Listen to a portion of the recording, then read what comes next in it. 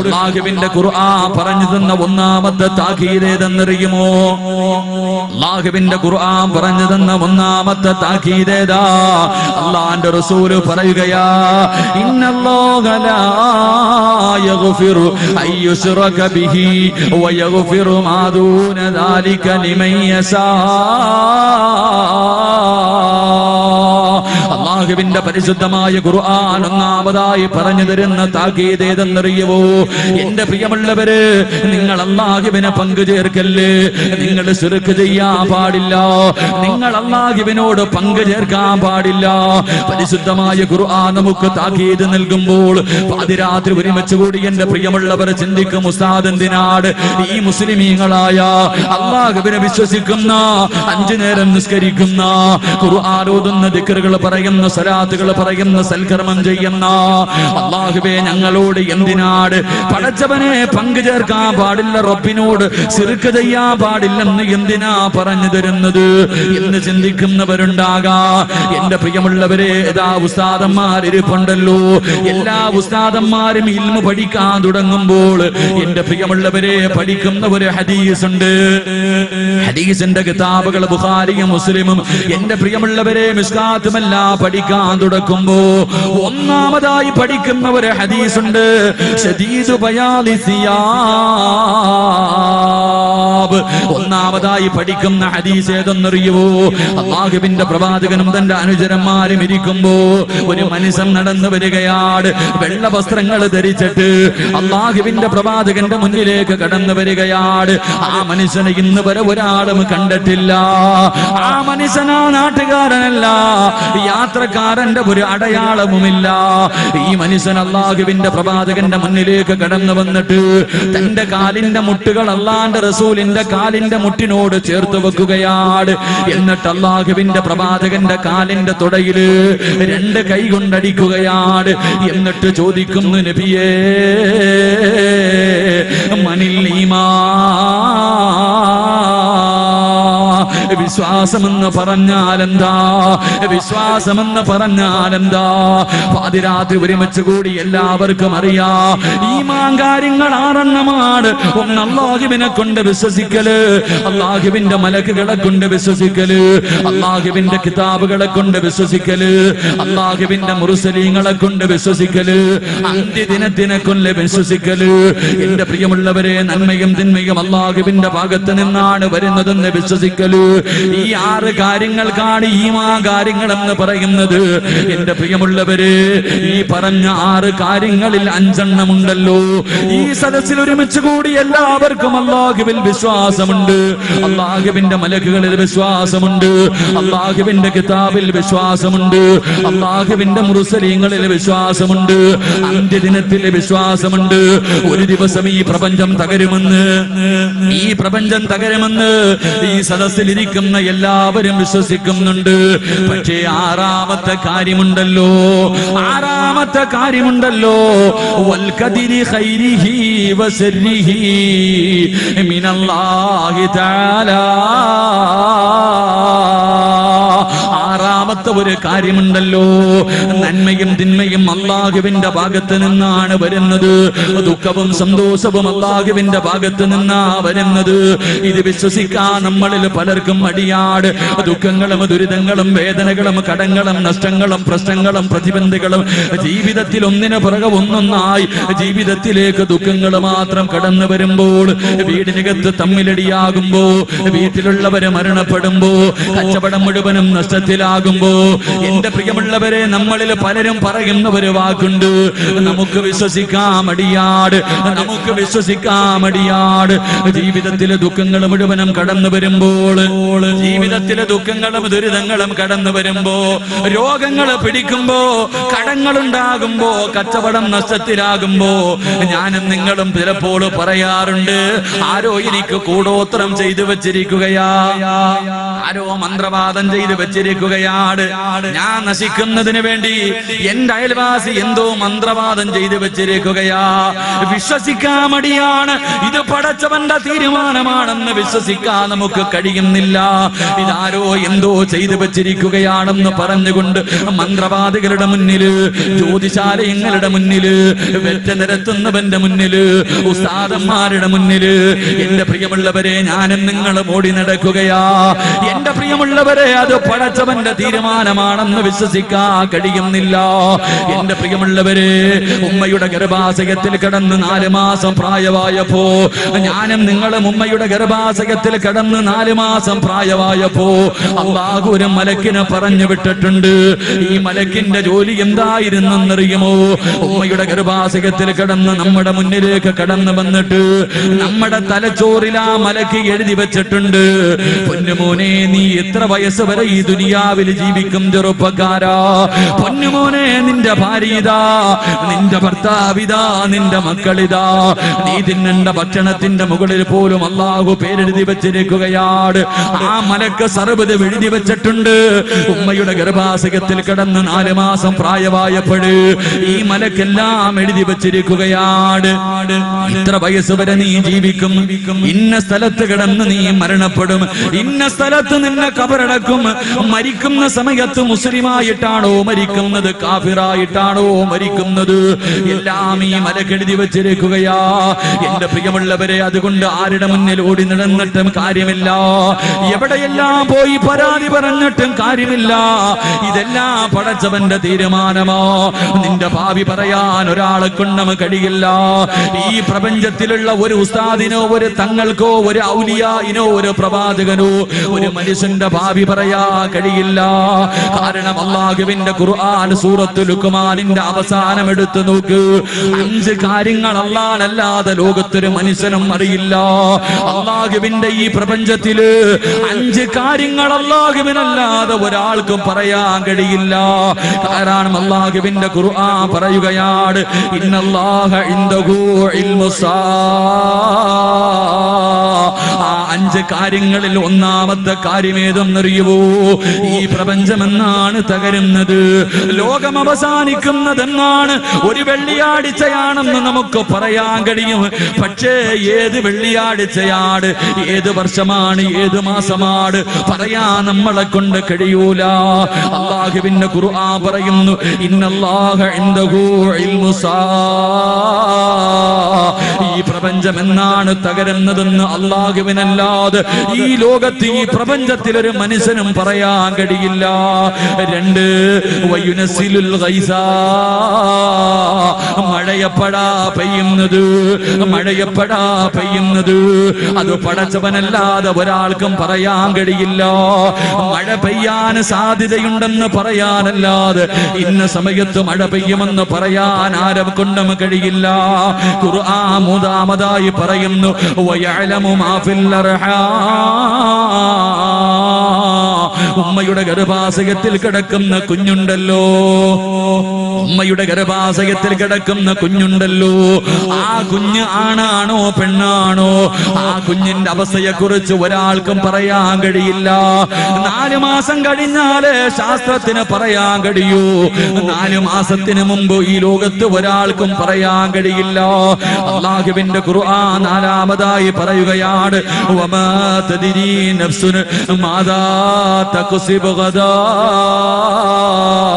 ഒരു മനുഷ്യന് നാളെ എന്ത് സംഭവിക്കും, അടുത്ത സെക്കൻഡിന് എന്ത് സംഭവിക്കും, ഒരു മനുഷ്യന്റെ ഭാവി പറയാ ഈ പ്രപഞ്ചത്തിന് ഒരു മനുഷ്യനെ കൊണ്ടും കഴിയില്ല, ഒരു പ്രവാചകനെ കൊണ്ടും കഴിയില്ല. എന്റെ പ്രിയമുള്ളവരെ, അല്ലാഹുവിനെ മാത്രം അറിയുന്ന നാലാമത്തെ കാര്യമാണ്, വമാ തദ്രീ നഫ്സുൻ മാദാ തക്സിബു ഗദാ. ഏത് ജ്യോതിശാലയത്തിന്റെ മുന്നിൽ പോയാൽ, എത്ര വലിയ കൊടും മന്ത്രവാദികളുടെ മുന്നിൽ പോയാൽ, പൊന്നുമോളെ നിനക്ക് നാളെയുണ്ടാകുന്ന ഒരു കാര്യത്തെ കുറിച്ച് പറഞ്ഞു തരാൻ കഴിയില്ല. 5ാമത്തെ കാര്യം ഏതെന്നറിയുമോ? വമാ തദ്രീ നഫ്സുൻ ബിഅയ്യി അർദിൻ തമൂത്. മൗത്ത്. ഒരു മനുഷ്യൻ എവിടെ കിടന്നാ മരിക്കുന്നത്? ഒരു മനുഷ്യൻ എവിടെ കിടന്ന് എപ്പോഴും മരിക്കുമെന്ന് പറയാ, എവിടെ കബറടക്കുമെന്ന് പറയാ. അല്ലാഹുവിനല്ലാതെ ഈ പ്രപഞ്ചത്തിൽ ഒരാളെ കൊണ്ട് നമുക്ക് കഴിയില്ലെന്ന് ഖുർആൻ പറയുമ്പോൾ പാതിരാത്രി കടന്നു വന്ന എന്റെ പ്രിയമുള്ളവര്, ദുഃഖങ്ങളും ദുരിതങ്ങളും കടങ്ങളും പ്രശ്നങ്ങളും എല്ലാം അല്ലാഹുവിന്റെ ഭാഗത്ത് നിന്നുണ്ടാകുന്നതാണ്. അല്ലാഹു തന്നെയല്ലേ പറഞ്ഞത്? പരിശുദ്ധമായ ഖുർആൻ തന്നെ പറയുകയാണ്, അല്ലാഹു തന്നെ പറയുകയാണ്, ഇന്നാ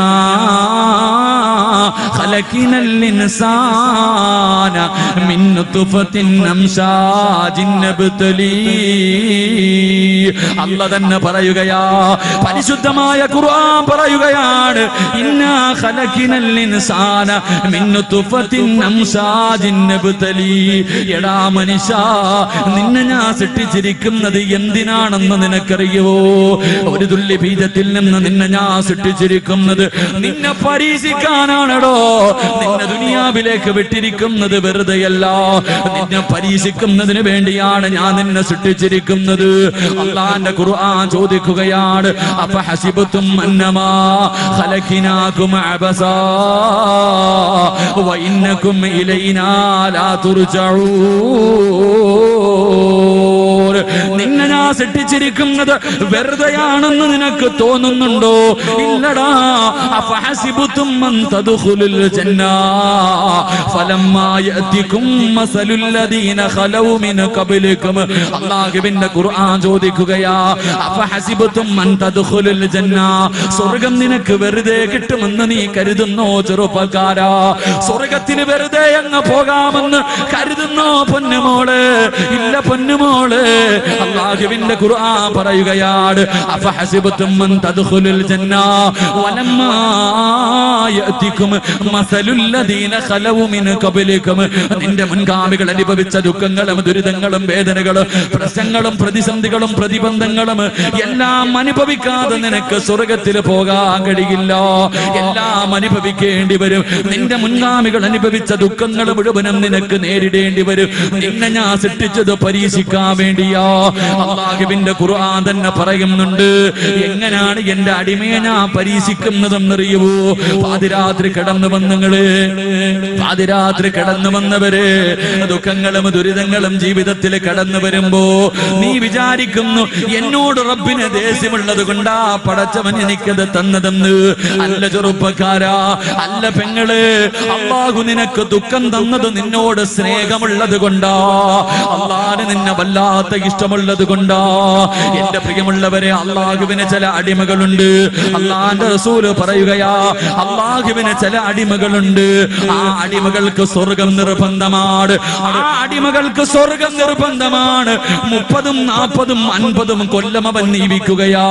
30, 40, 50 കൊല്ലം ജീവിച്ചിട്ട് സ്വർഗത്തിൽ പോകാനുള്ള ഒരു അമലും ആ മനുഷ്യൻ തന്റെ ജീവിതത്തിൽ ചെയ്തിട്ടില്ല. പക്ഷേ സ്വർഗം നിർബന്ധമാ. അവസാനം അല്ലാഹു അവന് സ്വർഗം കൊടുക്കാ ചെയ്യുന്നത് എന്തെന്നറിയുവോ? അല്ലാഹു അവന് മാരക രോഗങ്ങൾ കൊടുക്കുകയാണ്. പടച്ചവന് ക്യാൻസർ കൊടുക്കുകയാണ്. അവന്റെ കൈകാലുകൾ മുറിച്ചു മാറ്റുകയാണ്. അവന്റെ മക്കളെ മരിപ്പിക്കുകയാണ്. എന്റെ പ്രിയമുള്ളവരെ, നഷ്ടങ്ങൾ മാത്രം കൊടുക്കുകയാ. എല്ലാം കൊടുത്തിട്ട് അല്ലാഹു അവനെ കൊണ്ട് ശമിപ്പിക്കുകയാണ്. എന്നിട്ട് അതിനു പകരം അല്ലാഹു സ്വർഗം കൊടുക്കുമെന്ന് പ്രവാചകം പഠിപ്പിക്കുമ്പോ എന്റെ പ്രിയമുള്ളവരെ, അല്ലാഹു ഇഷ്ടപ്പെട്ടവരെ അല്ലാഹു എങ്ങനെയാ പരീക്ഷിക്കുന്നതെന്നറിയുവോ? അല്ലാഹു ഇഷ്ടപ്പെട്ടവരെ അല്ലാഹു പരീക്ഷിക്കുന്നത് എങ്ങനെയെന്നറിയുമോ? അതും ഖുർആൻ തന്നെ പറഞ്ഞു തരുന്നുണ്ട്. അതും അല്ലാഹു തന്നെ പറഞ്ഞു തരുന്നുണ്ട്. അല്ലാഹു ഇഷ്ടപ്പെട്ടവർക്ക് അല്ലാഹു കൊടുക്കുന്ന പരീക്ഷണം എന്തെന്നറിയുമോ? അല്ലാഹു ഇഷ്ടപ്പെട്ടവർക്ക് അല്ലാഹു കൊടുക്കുന്ന പരീക്ഷണം എന്തെന്നറിയുമോ? വലനബ്ലുവന്നകും ബിശൈഇൻ മിനൽ ഖൗഫി വൽ ജൂഇ വനക്സിൻ മിനൽ അംവാലി വൽ അൻഫുസി വസമറാ വബശിരി സാബിരീൻ. അള്ളയാ പറയുന്നത്. അള്ള ഇഷ്ടപ്പെട്ടവർക്ക് അള്ളാഹു കൊടുക്കുന്ന പരീക്ഷണം എന്തെന്നറിയുമോ? പാതിരാത്രി ഒരുമിച്ച് കൂടിയവര് അള്ള ഇഷ്ടപ്പെട്ടവർക്ക് അള്ളാഹു കൊടുക്കുന്ന പരീക്ഷണങ്ങൾ വലനബലുവന്നകും ബിശൈഇൻ മിനൽ ഖൗഫ്. അള്ളാഹു ഭയം കൊടുക്കുകയാ, അള്ളാഹു വിശപ്പ് കൊടുക്കുകയാ, അള്ളാഹു കഷ്ടപ്പെടുത്തുകയാ, അവന്റെ സമ്പത്തുകൾ നഷ്ടപ്പെടുത്തുകയാ, അവന്റെ കച്ചവടങ്ങൾ നഷ്ടപ്പെടുത്തുകയാ, അവന് മാരക രോഗങ്ങൾ കൊടുക്കുകയാണ്.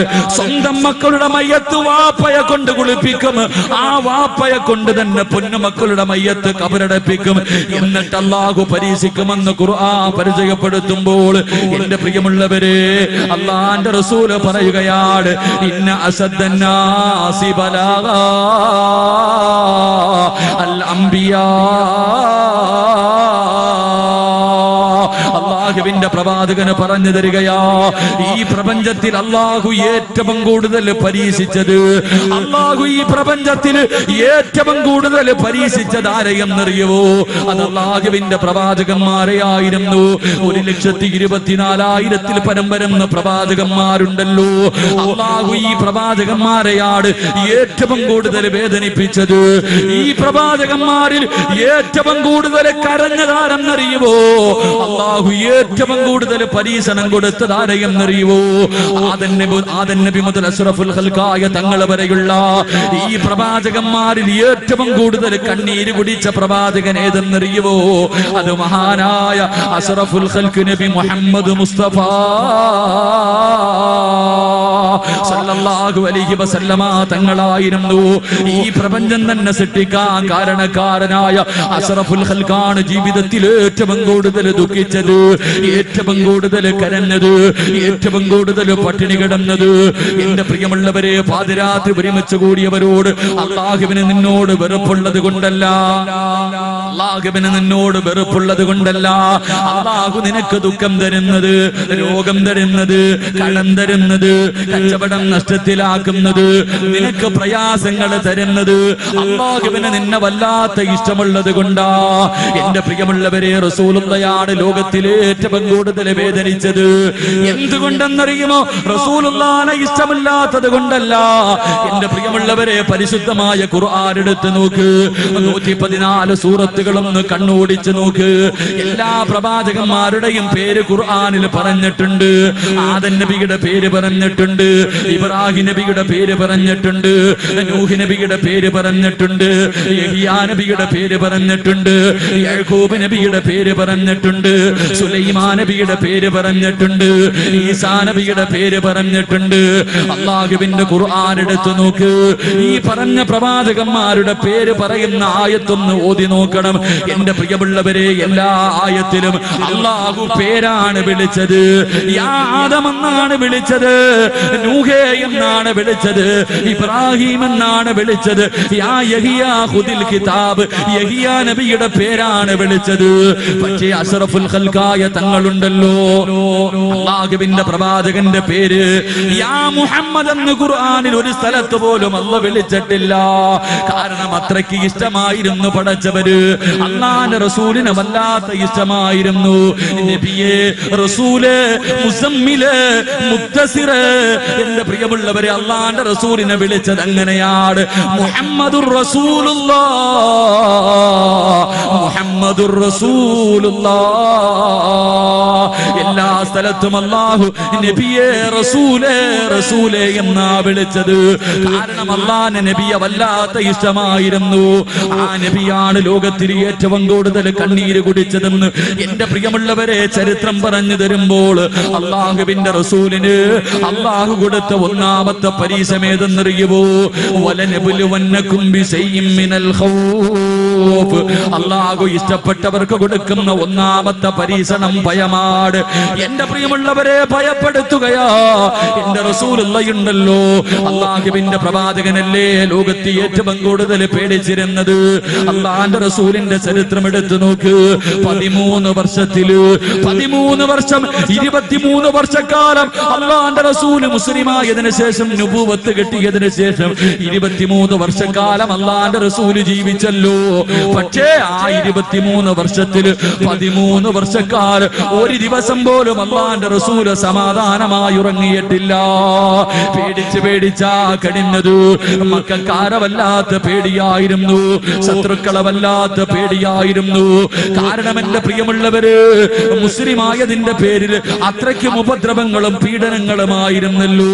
മഹാനായ പ്രവാചകൻ സല്ലല്ലാഹു അലൈഹി വസല്ലമ തങ്ങൾ മരുഭൂമിയിലൂടെ നടന്നു പോകുമ്പോ മഹാനായ സയ്യിദുനാ ബിലാൽ റളിയല്ലാഹു തആല അൻഹു മുസ്ലിമായതിന്റെ പേരിൽ പടച്ചവനെ ഉടുതുണിയുരിഞ്ഞിട്ട് മരുഭൂമിയിൽ മലർത്തി കിടത്തിയിട്ട് കരിമ്പാറയെടുത്ത് തന്റെ നെഞ്ചത്ത് വെച്ചിട്ട് ചാട്ടവാറുകൾ കൊണ്ട് മുസ്ലിമായതിന്റെ പേരിൽ ശത്രുക്കൾ അല്ലാഹുവിന്റെ റസൂലിന്റെ മുന്നിലിട്ട് അതാ ബിലാൽ തങ്ങളെ ഉപദ്രവിക്കുകയാണ്. എന്റെ പ്രിയമുള്ളവരെ, വിശന്നിട്ട് വെള്ളം ദാഹിച്ചിട്ട് വെള്ളത്തിന് വേണ്ടി യാചിക്കുമ്പോ ഒട്ടകത്തിന്റെ മൂത്രമെടുത്തിട്ട് വായിലേ കുടിച്ചു കൊടുക്കുകയാ.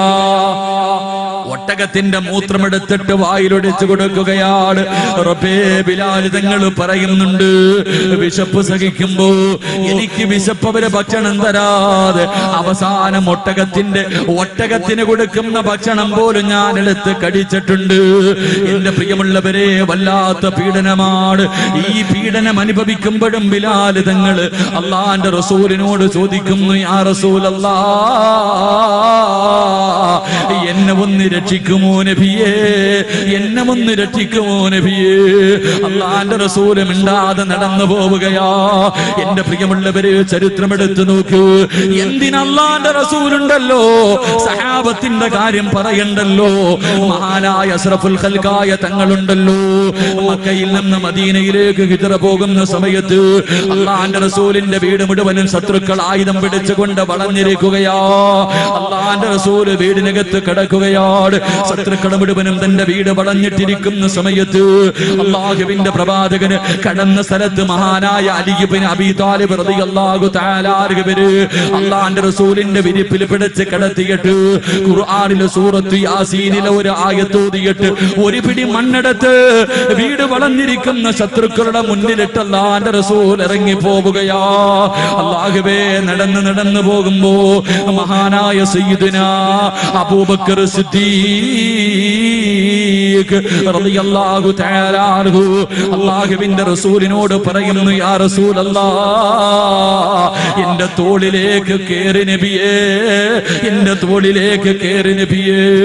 ഈ മരുഭൂമിയിലൂടെ നടന്നു പോയാൽ ശത്രുക്കൾ നമ്മുടെ കാൽപാടുകൾ പിന്തുടർന്നു വന്ന് നമ്മളെ പിടിക്കും നബിയേ, എന്റെ തോളില് കേറി നബിയേ. അല്ലാഹുവിന്റെ പ്രവാചകനെ തോളിലെടുത്ത് വെച്ചിട്ട് ചരിത്രം പറയുന്നു, അബൂബക്കർ സിദ്ദീഖ് തങ്ങള് അല്ലാഹുവിന്റെ റസൂലിനെ ചുമലിലെടുത്ത് വെച്ചിട്ട് നടന്നത് എങ്ങനെയെന്നറിയുമോ? നമ്മൾ നടക്കുന്നത് പോലെയല്ല. ഒരു കാലിങ്ങനെ വെക്കും, രണ്ടാമത്തെ കാല് വിപരീതം വെക്കും. ഒരു കാലിങ്ങനെ വെക്കും, രണ്ടാമത്തെ കാല് വിപരീതം വെക്കും. ഇതുപോലെ റസൂലുള്ളാഹിന്റെ തോളിൽ വെച്ചിട്ട് നടന്നു പോവുകയാ. കുറച്ചങ്ങ് മുന്നോട്ട് നടന്നു കഴിയുമ്പോ റസൂലുള്ളാഹിന്റെ തോളിൽ വെച്ചിട്ട് തിരിച്ച് നടക്കുകയാണ്. കാരണം കാൽപാദം മായ്ച്ചു കളയുകയാ, കാലിന്റെ അടയാളങ്ങൾ മായ്ച്ചു കളയുകയോ. ഇതുപോലെ അല്ലാഹുവിന്റെ പ്രവാചകനെ കൊണ്ടുപോയി സൗറ ഗുഹയ്ക്കകത്ത് 3 ദിവസത്തോളം അല്ലാഹുവിന്റെ റസൂല് വിശപ്പ് സഹിച്ചിട്ട് അതിനകത്ത് പട്ടിണി കിടന്ന് ചരിത്രം പഠിപ്പിക്കുമ്പോ പാതിരാത്രി കടന്നു വന്നവര് അല്ലാഹു ഇഷ്ടപ്പെട്ടവർക്ക് അല്ലാഹു കൊടുക്കുന്ന ഒന്നാമത്തെ പരീക്ഷണം പേടിയാ, ഭയം കൊടുത്ത് പരീക്ഷിക്കുകയോ. അത് നിന്നെ ഇഷ്ടമില്ലാത്തത് കൊണ്ടല്ല. നമ്മൾ ആരെയാ പേടിക്കേണ്ടത്? നമ്മളൊക്കെ മുസ്ലിമീങ്ങളാണല്ലോ, അന്ത്യദിനത്തിലെ വിശ്വസിക്കുന്നവരാണല്ലോ. നമ്മൾ ആരെയാ പേടിക്കേണ്ടത്? നമ്മുടെ രാജ്യം ആര് ഭരിക്കട്ടെ, ശത്രുക്കളെ മുഴുവനും ഒറ്റക്കെട്ടായിട്ട് നമുക്കെതിരെ തിരിയട്ടെ. നമ്മൾ ആരെയാ പേടിക്കേണ്ടത്? നമ്മൾ മരണവും കാത്തിരിക്കുന്നവരല്ലേ. ബാങ്കും വിളിച്ചു ഇഖാമത്തും കൊടുത്തു കളഞ്ഞു, ഇനി ഇമാമ് കേറി നിൽക്കുന്ന സമയമല്ലേ. എന്റെ പ്രിയമുള്ളവരെ, കോതമംഗലത്തിലേക്ക് പോകാൻ, ചെറുവട്ടൂരിലേക്ക് പോകാൻ ബസ് ബസുങ്കാത്ത് റോഡിൽ നിൽക്കുന്ന ഞാനും നിങ്ങളും ആരെ ഭയപ്പെടാനോ? എന്റെ പ്രിയമുള്ളവരെ, നമ്മൾ ഒരുത്തരെയും പേടിക്കാൻ പാടില്ല. നമ്മളൊക്കെ മുസ്ലിമീങ്ങളാണ്. ആരൊക്കെ നമുക്ക് എതിരെ തിരിഞ്ഞാലും നമുക്കൊന്നുമില്ല. നമ്മൾ ദജ്ജാലിനെ കാത്തിരിക്കുന്നവരാ. അസ്രായീൽ എപ്പോഴാണ് വരുന്നത്? ആ വരുന്ന സമയത്ത് നടുറോഡിൽ കിടന്ന് വെട്ടുകൊണ്ട് ചത്തുപോയാൽ എന്റെ പ്രിയമുള്ളവരെ, ശരീരം മുഴുവനും വെട്ടി നുറുക്കിയിട്ട് റോഡിൽ കിടന്ന് മരിച്ചാൽ ആ മരിക്കുന്ന സമയത്ത് ലാ ഇലാഹ ഇല്ലല്ലാഹ് എന്ന് പറഞ്ഞുകൊണ്ട് മരിക്കാൻ കാത്തിരിക്കുന്ന മുസ്ലിമീങ്ങളല്ലേ നമ്മൾ? ആരെയാ ഭയപ്പെടുന്നത്? എന്റെ പ്രിയമുള്ളവര്, ഒരു യഥാർത്ഥ വിശ്വാസിയുടെ കാലിന്റെ അടിയിൽ 5 നേരം നിസ്കരിച്ച് പടച്ചവനെ പേടിച്ച് ജീവിക്കുന്ന ഈ ചെറുവട്ടൂരിലെ ഒരു പാവപ്പെട്ടവന്റെ കാലിന്റെ അടിയിൽ ഒരു പിടി മണ്ണിന് ആറ്റം ബോംബിനെക്കാല് പവറുള്ളതാക്കാൻ കഴിവുള്ള റബ്ബല്ലേ നമ്മുടെ കൂടെ. നമ്മൾ ആരെയാ ഭയപ്പെടുന്നത്? അതുകൊണ്ട് എന്റെ പ്രിയമുള്ളവരോട് ഓർമ്മപ്പെടുത്തുകയാ, അള്ളാഹു ഇഷ്ടപ്പെട്ടവർക്ക് അള്ളാഹു കൊടുക്കുന്ന ഒന്നാമത്തെ പരീക്ഷണം പേടിയാണ്. അള്ളാഹു പേടി കൊടുത്ത് പരീക്ഷിക്കും. എന്റെ പ്രിയമുള്ളവരെ, തകരണ്ട, നമ്മൾ ഒരിക്കലും പതറണ്ട. അള്ളാന്റെ റസൂലാണ് ജീവിതത്തിൽ ഏറ്റവും കൂടുതൽ പേടിച്ച് ജീവിച്ചത്. ഖുർആൻ രണ്ടാമതായി പറയുന്നു, അള്ളാഹു ഇഷ്ടപ്പെട്ടവർക്ക് പടച്ചവൻ കൊടുക്കുന്ന രണ്ടാമത്തെ പരീക്ഷണം ഏതെന്നറിയുവോ? വൽജൂ, വിശപ്പ് കൊടുത്ത് പരീക്ഷിക്കുകയാ. വിശപ്പ് കൊടുത്ത് പരീക്ഷിക്കുകയാ. എന്റെ പ്രിയമുള്ളവരെ, ലോകത്ത് ഏറ്റവും കൂടുതൽ പട്ടിണി കിടന്നതാരാ? അല്ലാഹുവേ, ഈ പ്രപഞ്ചത്തിൽ ഏറ്റവും കൂടുതൽ പട്ടിണി കിടന്നതാരെന്നറിയുവോ? അത് മഹാനായ അഷ്റഫുൽ ഖൽഖ് നബി മുഹമ്മദ് മുസ്തഫ സല്ലല്ലാഹു അലൈഹി വസല്ലമ തങ്ങളായിരുന്നല്ലോ. അല്ലാഹുവേ, ശൈബ് അബീ താലിബ്, അല്ലാഹുവിന്റെ റസൂലും തന്റെ കുടുംബക്കാർ, തന്റെ സ്വഹാബത്തും അല്ലാഹുവേ 2 മലഞ്ചരിവിനിടയിൽ കിടന്നത് 1 കൊല്ലമല്ല, 2 കൊല്ലമല്ല, 3 വർഷമാണ്. 3 വർഷക്കാലമല്ലേ പട്ടിണി കിടന്നത്. വിശപ്പ് സഹിക്കാൻ കഴിയാതെ പച്ചിലർ പറിച്ചു തിന്നുകയാണ്. വൃക്ഷത്തിന്റെ ഇലകൾ പറിച്ച് തിന്നിട്ട് ആട് കാശിക്കുന്നത് പോലെ കാശിക്കുകയാ. എന്റെ പ്രിയമുള്ളവര്, നമ്മുടെ വീട്ടിൽ വളർത്തുന്ന ആടുണ്ടല്ലോ, ആ ആട് കാശിക്കുന്നത് പോലെ റസൂലുള്ളാഹിയും തന്റെ സ്വഹാബത്തും ഇല പറിച്ച് തിന്നിട്ട്, വിശപ്പ് സഹിക്കാൻ കഴിയാതെ ഇല പറിച്ച് തിന്നിട്ട് അള്ളാന്റെ റസൂലും സഹാബത്തും ആട് കാശിക്കുന്നത് പോലെ കാശിക്കുകയാ. സഹാബത്ത് പറയുന്നുണ്ട്, വിശപ്പ് സഹിക്കാൻ കഴിയാതെ റബ്ബേ, ഇലയുടെ മുകളിലൂടെ നടന്നു പോകുന്ന പുഴുക്കളെ പോലും ഞങ്ങൾ കണ്ണടച്ചിട്ട് പിടിച്ച് തിന്നിട്ടുണ്ട്. എന്റെ പ്രിയമുള്ളവരെ, വല്ലാത്ത പട്ടിണിയായിരുന്നല്ലോ. മഹാനായ റസൂലുള്ളാഹി തങ്ങളുണ്ടല്ലോ, തന്റെ അനുജനന്മാര് മുഴുവനും വയറ്റത്ത് 1 കല്ല് വെച്ച് കെട്ടിയിട്ട് നടക്കുമ്പോ റസൂലുള്ള 2 കല്ലല്ലേ കെട്ടിവെച്ചിട്ട് നടന്നത്. ഇതൊക്കെ വളർന്നു വരുന്ന യുവതലമുറയോട് പറഞ്ഞു കൊടുത്താ നമ്മുടെ മക്കള് ചോദിക്കും, ഉസ്താദേ, വിശപ്പ് മാറാൻ കല്ല് കെട്ടിയാ മതിയോ? വയറ്റത്ത് കല്ല് കെട്ടിയിട്ട് നടന്നാ വിശപ്പ് മാറുവോ? നമ്മുടെ മക്കൾ ഇങ്ങനെ ചോദിക്കുന്നവരാ. ഇതൊക്കെ വിശ്വസിക്കാൻ മടിയാ. എന്റെ പ്രിയമുള്ള പെങ്ങളെ, ഒരു ദിവസം അല്ലാഹുവിന്റെ റസൂല് വിശന്ന് വലഞ്ഞുകൊണ്ട് വീട്ടിലേക്ക് കയറി വരികയാണ്. ആയിഷ ബീവിയുടെ വീട്ടിലേക്ക് കടന്നു വന്നിട്ട് അല്ലാഹുവിന്റെ റസൂല് ചോദിക്കുന്നു, ആയിഷ, വിശക്കുന്നു ആയിഷ, വിശക്കുന്നു ആയിഷ, എനിക്ക് വല്ലതുമൊന്ന് തിന്നാൻ തരുമോ ആയിഷ? വിശക്കുന്ന വയറോടെ വീട്ടിൽ കയറി വന്ന് ഭർത്താവ് ഭക്ഷണം ചോദിക്കുമ്പോ ആയിഷ ബീവി റളിയല്ലാഹു തആല നിന്ന് കരയുകയാണ്. അല്ലാഹുവിന്റെ റസൂലിന് കൊടുക്കാൻ പച്ചവെള്ളം പോലും വീടിനകത്തില്ല. അല്ലാഹുവിന്റെ റസൂലിന് കൊടുക്കാൻ പച്ചവെള്ളം പോലും വീടിനകത്തില്ല. ആയിഷ ബീവി റളിയല്ലാഹു തആല കരയുമ്പോ അല്ലാഹുവിന്റെ റസൂല് കരയുന്ന ഭാര്യയെ കെട്ടിപ്പിടിച്ചിട്ട് അവിടുന്ന് പറയുന്നു, ആയിഷ, കരയല്ലേ ആയിഷ, കരയല്ലേ ആയിഷ, ഭക്ഷണമില്ലെങ്കിൽ കുഴപ്പമില്ല ആയിഷ, ഇന്ന് ഞാൻ സുന്നത്ത് നോമ്പ് പിടിച്ചുകൊള്ളാം ആയിഷ. എന്റെ പ്രിയമുള്ളവരെ, റസൂലുള്ളാഹിന്റെ ജീവിത ചരിത്രം എടുത്ത് വായിച്ചു നോക്ക്. വഫാത്താകുന്നതിന്റെ തലേ ദിവസമുണ്ടല്ലോ, റസൂലുള്ളാഹി തങ്ങൾ വഫാത്താകുന്നതിന്റെ, എന്റെ പ്രിയമുള്ളവരെ, റബീഉൽ അവ്വൽ 11-ാം തീയതി ഉണ്ടല്ലോ, അല്ലാഹുവിന്റെ റസൂലിന്റെ വീടിനകത്ത് വിളക്ക് കത്തിക്കുന്നില്ല. വൈകുന്നേര സമയമായി വിളക്ക് കത്തിക്കുന്നില്ല. അല്ലാഹുവിന്റെ റസൂല് രോഗം പിടിച്ച് കിടക്കുകയാണ്. അല്ലാഹുവിന്റെ റസൂല് രോഗം പിടിച്ച് കിടക്കുകയാണ്. അല്ലാഹുവിന്റെ റസൂല് ചോദിക്കുന്നു, ആയിഷ, എന്തേ ആയിഷ വിളക്ക് കത്തിക്കാത്തത്? എന്തേ ആയിഷ വിളക്ക് കത്തിക്കാത്തത്? അല്ലാഹുവിന്റെ റസൂല് ചോദിക്കുമ്പോ ആയിഷ ബീവി മിണ്ടാതെ മാറി നിൽക്കുകയാ. കാരണം വിളക്കിൽ ഒഴിക്കാനുള്ള എണ്ണ വീടിനകത്തില്ല. അല്ലാഹുവിന്റെ റസൂലിന്റെ വീടിന്റെ അവസ്ഥ എന്തെന്നറിയുവോ? എന്റെ പ്രിയമുള്ളവരെ, വഫാത്താകുന്നതിന്റെ തലേ ദിവസം, എന്റെ മുസ്ലിമല്ല, അല്ലാഹുവേ പടച്ചവരെ, അധികാരം കയ്യിൽ കിട്ടിയിരുന്ന സമയമാണല്ലോ. അല്ലാഹുവിന്റെ റസൂലിന്റെ വീടിനകത്ത് വിളക്കി ഒഴിക്കാനുള്ള എണ്ണയില്ല. എണ്ണയില്ലെന്ന് പ്രവാചകനോട് പറഞ്ഞ അല്ലാഹുവിന്റെ റസൂലിന്റെ മനസ്സ് വേദനിക്കുമെന്ന് കരുതിയിട്ട് ആയിഷ ബീബി മിണ്ടാതെ മാറി നിൽക്കുകയാ. അല്ലാഹുവിന്റെ റസൂല് കുറെ കഴിഞ്ഞിട്ട് പിന്നെയും ചോദിക്കുന്നു, ആയിഷ, എന്റെ ആയിഷ വിളക്ക് കത്തിക്കാത്തത്? കരഞ്ഞുകൊണ്ട് പറയുന്നു, നബിയേ, യാ റസൂലല്ലാഹ്, വിളക്കിൽ ഒഴിക്കാനുള്ള എണ്ണയില്ല നബിയേ, വിളക്കിൽ ഒഴിക്കാനുള്ള എണ്ണയില്ല നബിയേ. അല്ലാഹുവിന്റെ റസൂല് പറയുന്നു, അൽഹംദുലില്ലാഹ്, അൽഹംദുലില്ലാഹ്. എന്റെ പ്രിയമുള്ളവരെ, പഠിക്ക്. നമ്മുടെ മക്കൾക്ക് ഒരു നേരമെങ്കിലും പട്ടിണി ഇരിക്കാൻ അറിയുമോ? നമ്മുടെ മക്കൾക്ക് ഒരു നേരമെങ്കിലും കൃത്യമായി ഭക്ഷണം കഴിക്കുന്ന സമയത്ത് മക്കള് ചോദിച്ചിട്ട് ഭക്ഷണം കൊടുത്തില്ലെങ്കിൽ നമ്മുടെ മക്കൾ എന്തെല്ലാം പറയും? വാശി പിടിക്കുമല്ലോ, ചൂടാകുമല്ലോ. എങ്കിൽ അല്ലാഹുവിന്റെ റസൂലിന്റെ വീട് എങ്ങനെയായിരുന്നെന്നറിയുമോ?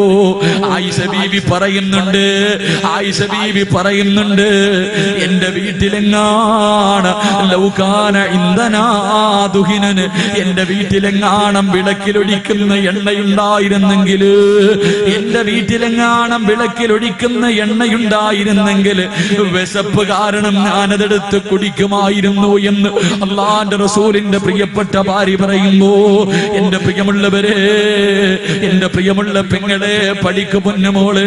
നിന്റെ ഉപ്പ ഒരുപാട് പട്ടിണി കിടത്തിയിട്ട് നിന്നെ പോറ്റി വളർത്തിയതാ. ഇന്ന് നീ മറന്നുപോയല്ലോ. ഇന്ന് നമ്മൾ പലരും അത് മറന്നുപോയല്ലോ. മഹാനായ അസ്റഫുൽ ഖൽഖായ തങ്ങളുടെ ജീവിതം എങ്ങനെയെന്നറിയുമോ? ഒരു ദിവസം അല്ലാഹുവിന്റെ റസൂൽ വീട്ടിലേക്ക് കടന്നു വരികയാ. അല്ലാഹുവിന്റെ റസൂൽ വീട്ടിലേക്ക് കടന്നു വരുമ്പോ ഫാത്തിമ ബീവി റളിയല്ലാഹു തആല അൻഹയുടെ വീടിനകത്ത് വല്ലാത്ത കരച്ചിലാണ്. തന്റെ പൊന്നുമോളുടെ വീടിനകത്ത് കടന്ന് രണ്ട് മക്കളും കരയുകയാണ്. അല്ലാഹുവിന്റെ റസൂൽ വീടിനകത്ത് കടന്നു ചെല്ലുമ്പോ ഹസൻ ഹുസൈൻ റളിയല്ലാഹു തആല അൻഹുമാ രണ്ട് കുഞ്ഞുങ്ങൾ കിടന്ന് കരയുകയാണ്. അല്ലാഹുവിന്റെ റസൂല് പറയുന്നു, മോളെ ഫാത്തിമ, മക്കൾക്ക് പാല് കൊടുക്കു ഫാത്തിമ, മക്കൾക്ക് പാല് കൊടുക്കു ഫാത്തിമ. അല്ലാഹുവിന്റെ റസൂല് പറഞ്ഞിട്ട് സഹാബത്തിന്റെ മുന്നിലേക്ക് കടക്കുകയാണ്. പിന്നെയും വീടിനകത്ത് കരച്ചലാണ്. അപ്പോഴും വിളിച്ചു പറഞ്ഞു, ഫാത്തിമ, മക്കൾക്ക് പാല് കൊടുക്കും മോള്. രണ്ടാമതും വിളിച്ചു പറഞ്ഞു, മൂന്നാമതും വിളിച്ചു പറഞ്ഞു. 3 പ്രാവശ്യം പറഞ്ഞിട്ടും മക്കള് കിടന്ന് കരയുകയാണ്. അല്ലാഹുവിന്റെ റസൂലിന് ദേഷ്യം വന്നു. അല്ലാഹുവിന്റെ റസൂല് വീടിനകത്തേക്ക് കടന്നു വന്നിട്ട് അവിടെന്ന് ചോദിക്കുന്നു, മോളെ ഫാത്തിമ, ഈ മക്കള് വിശന്ന് കരഞ്ഞിട്ട് നീ എന്തേ പാല് കൊടുക്കാത്തത്? നിനക്ക് കരുണയില്ലേ ഫാത്തിമ? നിനക്ക് ദയയില്ലേ ഫാത്തിമ? നിന്റെ മക്കള് കിടന്ന് കരഞ്ഞിട്ട് പാല് കൊടുക്കാത്തത് എന്ത് എന്ന് അല്ലാഹുവിന്റെ പ്രവാചകൻ തന്റെ പ്രിയപ്പെട്ട പൊന്നുമോളോട് ചോദിക്കുമ്പോ, അല്ലാഹുവേ, ഫാത്തിമ ബീബിക്ക് സഹിക്കാൻ കഴിഞ്ഞില്ല. തേങ്ങി തേങ്ങി കരയുകയാണ്. എന്റെ പ്രിയമുള്ളവരെ, ഫാത്തിമ ബീബി ഇരുന്ന് പൊട്ടിക്കരയുകയാണ്. തന്റെ പൊന്നുമോട് കരയുന്നത് കണ്ടപ്പോ കാരുണ്യത്തിന്റെ പ്രവാചകനുണ്ടല്ലോ, സഹിക്കാൻ കഴിഞ്ഞില്ല. കരളിന്റെ കഷ്ടമല്ലേ. പൊന്നുമോട് കരയുന്നത് കണ്ടപ്പോൾ അടുത്ത് ചെന്നിട്ട് റസൂലുള്ളാഹി ചോദിക്കുന്നു, മാ തബ്കീകി യാ ഫാത്തിമ, എന്തേ പൊന്നുമോളെ കരയുന്നത്? എന്തേ പൊന്നുമോളെ കരയുന്നത്? അല്ലാഹുവിന്റെ റസൂലിനോട് ഫാത്തിമ ബീബി പറയുന്നു, വാപ്പാ ഭക്ഷണം കഴിച്ചിട്ട് 3 ദിവസമായുപ്പാ. ഭക്ഷണം കഴിച്ചിട്ട് 3 ദിവസമായി. എന്റെ മക്കള് പാലിന് വേണ്ടി കിടന്ന് കരഞ്ഞപ്പോൾ, എന്റെ മക്കള് പാലിന് വേണ്ടി കിടന്ന് കരഞ്ഞപ്പോ എന്റെ മാറിടമെടുത്തവരുടെ വായിൽ വെച്ച് കൊടുത്തു. എന്റെ മക്കള് പാല് ചുരത്തിയിട്ട് പാല് കിട്ടാതെ വന്നപ്പോ എന്റെ മാറിടത്തിൽ കടിച്ചിട്ട് എന്റെ മാറിടത്തിലൂടെ രക്തം വരുന്നു. ചിന്തിക്കു കുഞ്ഞുമോളെ, പാല് കൊടുക്കുന്ന മാറിടത്തിലൂടെ പാലിന് പകരം രക്തം വരികയാ. പട്ടിണി കിടന്നിട്ട് രക്തം വരികയാ. ഫാത്തിമ ബീബി തളർന്നിരുന്നു കൊണ്ട് റസൂലുള്ളാഹിയോട് കരഞ്ഞുകൊണ്ട് പരാതി പറയുമ്പോ, തന്റെ പൊന്നുമോളാണല്ലോ, തന്റെ പൊന്നുമോളാണല്ലോ. അല്ലാഹുവിന്റെ റസൂലിന്റെ കണ്ണ് നിറയുകയാ. തല പോലും ഉയർത്തുന്നില്ല, തല പോലും ഉയർത്തുന്നില്ല. താടിരോമത്തിലൂടെ കണ്ണുനീരിങ്ങനെ ഒലിക്കുകയാണ്.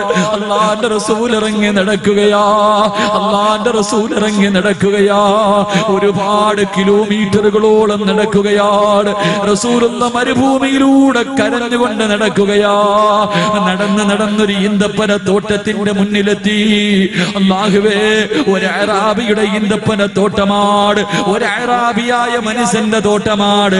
ആ മനുഷ്യൻ അറിയില്ല ഈ വരുന്നത് അല്ലാഹുവിന്റെ റസൂലാണെന്ന്. ആ മനുഷ്യനറിയില്ല. ആ മനുഷ്യൻ ഇന്ന് വരെ നബിയെ കണ്ടിട്ടില്ല. അല്ലാഹുവിന്റെ റസൂൽ ഈന്തപ്പന തോട്ടത്തിലേക്ക് കടന്നു ചെന്നിട്ട് ആ അറാബിയോട് ചോദിക്കുന്നു, മനുഷ്യ, എനിക്ക് എന്തെങ്കിലും ഒരു ജോലി തരുവോ? ആരാ ചോദിക്കുന്നത്? ഈ പ്രപഞ്ചം തന്നെ സൃഷ്ടിക്കാൻ കാരണക്കാരനായ മദീനയുടെ രാജകുമാരനുണ്ടല്ലോ, നമ്മുടെ പ്രവാചകൻ ചെന്നിട്ട് ചോദിക്കുന്നു, എനിക്ക് എന്തെങ്കിലും ഒരു ജോലി തരുവോ? യഹൂദി പറയുകയാ, ഒരു തൊട്ടി വെള്ളം കോരിയിട്ട് ഈ കാണുന്ന മരങ്ങൾ നനച്ചാ ഒരു തൊട്ടി വെള്ളത്തിന് പകരം 3 കാരക്ക ഞാൻ കൂലി തരാ. അല്ലാഹുവിന്റെ റസൂലിന് ജോലി കിട്ടിയ സന്തോഷത്തോട് പ്രവാചകനെ തൊട്ടിയം കയറെടുത്തുകൊണ്ട് കിണറ്റിന്റെ ചുവട്ടിൽ ചെന്നിട്ട് വെള്ളം കോരുകയാ. ഒരു തൊട്ടി വെള്ളം കോരിയിട്ട് എല്ലാ മരത്തിന്റെ ചുവട്ടിൽ കൊണ്ടുവന്നൊഴിക്കുകയാണ്. രണ്ടാമതും വെള്ളം കോരി, മൂന്നാമതും വെള്ളം കോരി. സുബ്ഹാനല്ലാഹ്, നാലാമത് വെള്ളം കോരാ. തൊട്ടിയും കയറുമെടുത്ത് കിണറ്റിലേക്കിടുമ്പോൾ, തൊട്ടിയും കയറുമെടുത്ത് കിണറ്റിലേക്കിടുമ്പോ എന്റെ പ്രിയമുള്ള പെങ്ങളെ, റസൂലുള്ള 4ാമതും തൊട്ടിയെടുത്ത് കിണറ്റിലിടുമ്പോ കയറടിഞ്ഞിട്ട് തൊട്ടി വെള്ളത്തിൽ വീഴുകയാ. കയറടിഞ്ഞു പോയി, തൊട്ടി വെള്ളത്തിൽ വീഴുകയാ. യഹൂദി കടന്നു വന്നിട്ട് അല്ലാഹുവിന്റെ റസൂലിന്റെ മുഖത്തടിക്കുകയാ. കിണറ്റിൽ തൊട്ടിയിട്ടതിന്റെ ദേഷ്യത്തില് അല്ലാഹുവിന്റെ റസൂലിന്റെ മുഖത്താനടിക്കുകയാണ്. അല്ലാഹുവിന്റെ റസൂലൊന്നും മിണ്ടിയില്ല, പ്രവാചകനൊന്നും മിണ്ടിയില്ല. കിണറ്റിനകത്ത് വീണ തൊട്ടിയെടുക്കുകയാ. റസൂലുള്ള കിണറ്റിനകത്ത് വീണ തൊട്ടിയെടുത്തു. എന്നിട്ട് അറാബിയുടെ കയ്യിൽ കൊണ്ട് കൊടുത്തിട്ട് ചോദിക്കുന്നു, മനുഷ്യ, 3 തൊട്ടി വെള്ളം ഞാൻ കോരിയല്ലോ, എന്റെ കൂലിയൊന്നു തരുവോ? അല്ലാഹുവിന്റെ റസൂല് ദേഷ്യപ്പെട്ടില്ല. അല്ലാഹുവിന്റെ റസൂല് ചോദിച്ച്, എന്റെ കൂലിയൊന്നു തരുവോ? 9 കാരക്കയെടുത്ത് യഹൂദി അല്ലാഹുവിന്റെ റസൂലിന്റെ കയ്യിൽ വെച്ചു കൊടുത്തു. റസൂലുള്ളാഹിന്റെ പുഞ്ചിരിയാണ്. അല്ലാഹുവേ, അടിച്ച മനുഷ്യന്റെ മുഖത്ത് നോക്കിയിട്ട് റസൂലുള്ള ചിരിക്കുകയാണ്. അതാ 9 കാരക്കയും കയ്യിൽ വെച്ചുകൊണ്ട് റസൂലുള്ള ഓടുകയാ. ഈന്തപ്പന തോട്ടത്തിൽ നിന്ന് ഇറങ്ങി ഓടുകയാണ്. ഓടി തന്റെ പൊന്നുമോള് ഫാത്തിമ ബീവിയുടെ വീടിനകത്തേക്ക് ഓടിച്ചെന്നിട്ട് വിശന്ന് തളർന്നു കിടക്കുന്ന 2 മക്കളെ എടുത്ത് മടിയിൽ വെച്ചിട്ട് അല്ലാഹുവിന്റെ റസൂല് കാരക്കയെടുത്ത് മക്കളുടെ വായിൽ വെച്ച് കൊടുക്കുകയാ. അല്ലാഹുവേ, ആ മക്കള് വളരെ ആഗ്രഹത്തോടെ അത് തിന്നുകൊണ്ടിരിക്കുകയാണ്. തന്റെ മാറിടത്തിലൂടെ പട്ടിണി ഇരുന്നിട്ട് പാലിന് പകരം രക്തമൊലിപ്പിച്ചുകൊണ്ട് വീടിനകത്തിരുന്ന് കരഞ്ഞ പൊന്നുമോള് ഫാത്തിമ. അല്ലാഹുവിന്റെ റസൂൽ അടുത്ത് വിളിച്ചിട്ട് ഈത്തപ്പഴമെടുത്ത് തന്റെ കയ്യിൽ കൊടുക്കുമ്പോ ഫാത്തിമ ബീവി നോക്കുമ്പോ റസൂലുള്ളാഹിന്റെ മുഖം ചുമന്ന് കിടക്കുകയാ. പ്രവാചകൻ പ്രവാചകന്റെ മുഖം ചുമന്ന് കിടക്കുകയാ. അള്ളാന്റെ റസൂല് തന്റെ പൊന്നുമോള് കാണാതിരിക്കാൻ ഇങ്ങനെ മറച്ചു പിടിക്കുകയാ. ഫാത്തിമ ബീവി ഉപ്പാന്റെ മുഖം ചുമന്ന് കിടക്കുമ്പോ അവിടുന്ന് ചോദിച്ചു, വാപ്പാ ഉപ്പാനെ ആരാടിച്ചത്? കൈയുടെ പാടുണ്ടല്ലോ, കൈയുടെ വിരലുകൾക്കിലെ പാടല്ലാന്റെ റസൂലിന്റെ മുഖത്ത് കിടക്കുകയാ. ഫാത്തിമ ചോദിച്ചു, ഉപ്പാരാ ഉപ്പാനെ തല്ലിയത്? ഫാത്തിമ ബീവി കരഞ്ഞുകൊണ്ട് ചോദിക്കുമ്പോ റസൂലുള്ള നടന്ന സംഭവം പറയുകയാ. അള്ളാന്റെ റസൂലിന്റെ പൊന്നുമോള് വീടിനകത്തിരുന്ന് കരയുമ്പോ വാപ്പ തന്റെ പൊന്നുമോളെ ചേർത്ത് പിടിച്ചിട്ട് പറയുന്നു, ഫാത്തിമ നമ്മുടെ മക്കളുടെ മുഖത്തേക്കൊന്ന് നോക്കു ഫാത്തിമ, നിന്റെ മക്കളുടെ മുഖത്തേക്കൊന്ന് നോക്കു ഫാത്തിമ. ഭക്ഷണം കിട്ടിയ സന്തോഷത്തോടെ ആ കുഞ്ഞുങ്ങളുടെ ചിരിയൊന്നു നോക്കു ഫാത്തിമ.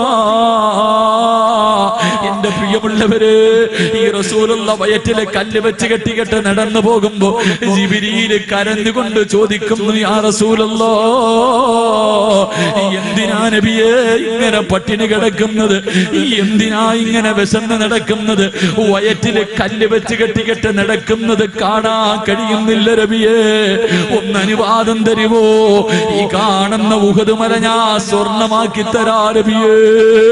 എവിടെ പോയാലും കൂടെ വരും നബിയേ, എവിടെ പോയാലും കൂടെ വരും നബിയേ. അല്ലാഹുവിന്റെ റസൂല് പറയുന്നു, ജിബ്രീൽ എനിക്ക് പണം വേണ്ട ജിബ്രീൽ, എനിക്ക് സമ്പത്ത് വേണ്ട ജിബ്രീൽ, എനിക്ക് സ്വർണ്ണക്കെട്ട വേണ്ട ജിബ്രീൽ, എനിക്ക് പാവപ്പെട്ടവനെ പോലെ ജീവിച്ച് പാവപ്പെട്ടവനെ പോലെ വഫാത്തായി നാളെ പാവപ്പെട്ടവരുടെ കൂട്ടത്തില് പടച്ചവന്റെ കോടതിയിൽ ഒരുമിച്ച് കൂടണം ജിബ്രീൽ. അതുകൊണ്ട് എന്റെ പ്രിയമുള്ളവരോട്, എന്റെ പ്രിയമുള്ളവരെ, പട്ടിണി കടന്നു വരുമ്പോ പൈസ നിരോധിച്ചപ്പോ എന്റെ പ്രിയമുള്ളവരെ എല്ലാവരും പ്രയാസത്തിലാ.